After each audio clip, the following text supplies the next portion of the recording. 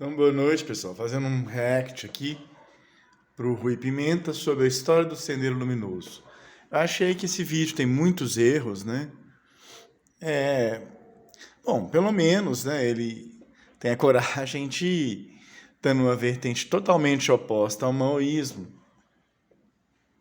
de tematizar, né, a morte do presidente Gonzalo. Porque o simples fato de defensores de Stalin chegarem a dominar, segundo ele, 40% do país, mas não foi 40%, sim, parece que por volta de 70%, basicamente toda a região habitada pelos nativos, nos Andes, estava com o sendeiro. E, aliás, o nome não deveria ser sendeiro, porque sendeiro é uma frase do Mariátegui, o caminho uma frase do Guzmán, né, do partido, sobre Mariátegui. Seguimos o caminho luminoso de Mariátegui. E eu sei que a maioria dos marxistas brasileiros não vê essa ligação de Mariátegui com Guzmán. Então, me pediram um vídeo sobre Mariátegui. Pretendo fazer, conheço pouco. Mas o pouco que eu sei do Guzmán, eu destaco 2 pontos de ligação com Mariátegui, me parece. Mariátegui identificou o Peru como semifeudal. Então, no país semifeudal, a grande contradição é esses restos feudais no campo. É uma condição dentro do próprio capitalismo, que então o proletariado tem que explorar.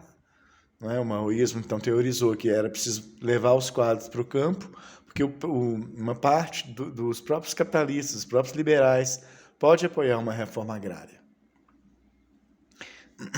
Só que não vai em condições normais. Então, o ideal é lutar onde a repressão é mais fraca, menos organizada, que é o campo. Então, respondendo aí o que o Rui Pimenta falou. Por que eles deslocaram quadros para o campo? Porque eles identificaram, conforme Mariátegui, entendeu? Que o país é semifeudal, então poderiam repetir a estratégia de cercar cidades pelo campo. O que significa que o país era semifeudal? Quer dizer, tinha essa grande contradição de ser um país predominantemente rural, com a indústria situada mais em Lima, e grandes latifúndios com massas camponesas vivendo na pobreza, na fome. Tá? Então, assim, esse ponto aí já creio que já respondi uma crítica sua, Rui. Eu já fui PT, mas hoje é muito pouco trotskismo na minha vida. Mas eu acho bom responder, porque eu vi tantos erros aí. Primeira coisa que você falou a quinta espada. Não, querido, é a quarta espada. A primeira é Marx, a segunda Lenin e Stalin. Viu? Durma-se com esse barulho. Depois a terceira Mao e a quarta Gonzalo. Guzmán, Abimael Guzmán. É a quarta espada, não a quinta. Teve esse erro aí que eu tenho agora o maior prazer em corrigir, porque você fica nessa pretensão aí. Tem mais coisas. Eu li no New York Times, que curiosamente você também deve ler, né? Que saiu o obituário do Guzmán no New York Times e você usou como fonte aí dessa informação. New York Times, baby. Essa informação que o Partido Comunista do Peru, que é o Sendeiro, o PCP, vamos chamar pelo PCP. O PCP, que se chama de Sendeiro, colocava os cadáveres dos cachorros ali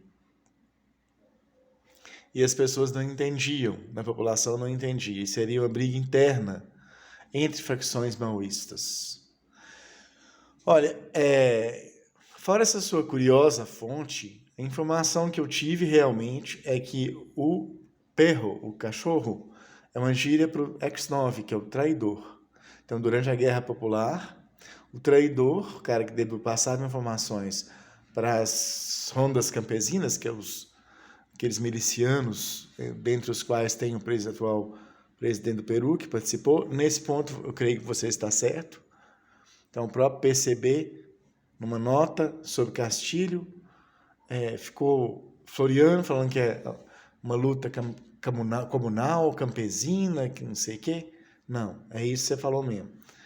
Então, esse presidente foi rondeiro, quer dizer, um tipo espécie de miliciano armado ao lado do Estado e ao lado de fazendeiros, matando comunistas, do MRTA, que é de linha cubana, e do Sendeiro, PCP, linha maoísta. Então, Castilho é um ex-rondeiro, quer dizer, algo semelhante a um miliciano aqui, matando Marielles, né? Então, e o PCB não entende, tem que corrigir também.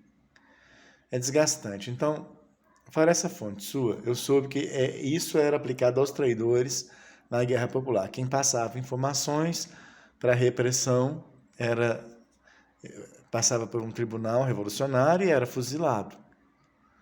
Realmente. Então, porque na guerra, o traidor, aí era colocado um cachorro, porque na cultura nativa do Peru tem esse significado, o traidor.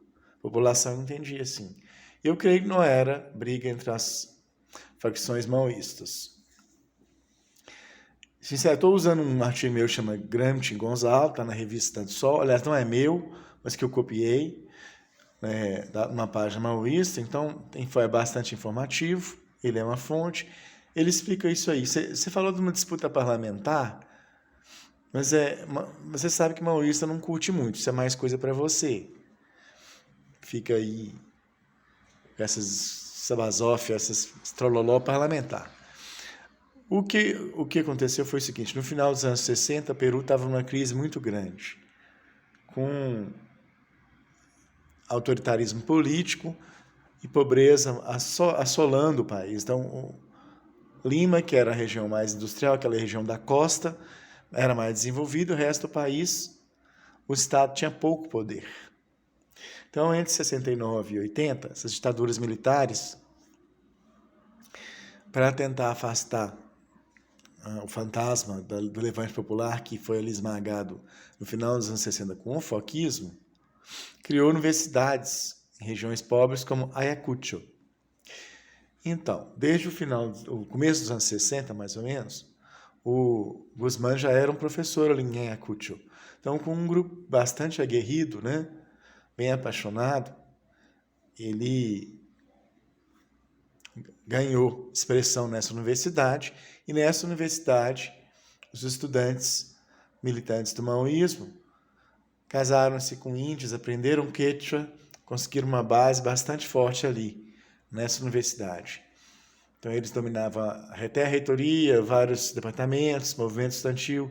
Eles perderam a hegemonia depois de um tempo, mas já tinham lançado ali a semente de um movimento poderoso. Então, assim, se começou em 1980, a Guerra Popular, foram mais ou menos 10 anos antes que a preparação começou. Nesse contexto que eu estou te explicando. Está no artigo, está na revista Cidade Sol, que é o meu blog, chama-se Gramsci e Gonzalo. Bastante interessante para entender como é que a esquerda pode usar os aparelhos, né, ideológicos do Estado. Então, assim, fica aí a lembrança, né? Fica aí algumas correções desse react. Tá ok? Então, viva o presidente Gonzalo, importantíssimo, marxista, faleceu agora. Então, eu não... Aqui ficou do século XX. Ficam poucos nomes, né? Talvez o subcomandante Marcos. Ali em Cuba tem um pessoal interessante. Me falaram de um bacana que chama Raul Vivó. Mas não é muito fácil apontar os nomes assim, de pessoas que estão, ao mesmo tempo que teorizando, estão num processo revolucionário. No caso, Guzmán estava derrotado ali, preso, mas o Sendeiro continua no Vale do Apurimac. Aí sim tem dois grupos maoístas rachados ali no Vale do Apurimac, mas o Sendeiro ainda existe. E existe o Movadef, que é um partido inspirado no Gonzalo, que quer se tornar esse partido eleitoral. Tem toda uma polêmica se o Gonzalo apoiou isso no final da vida, ou se eram cartas e textos manipulados por Vladimiro Montesinos. Então tem toda essa controvérsia, mas esse é o estado da arte agora. Corrigindo você, fui. É sempre um prazer.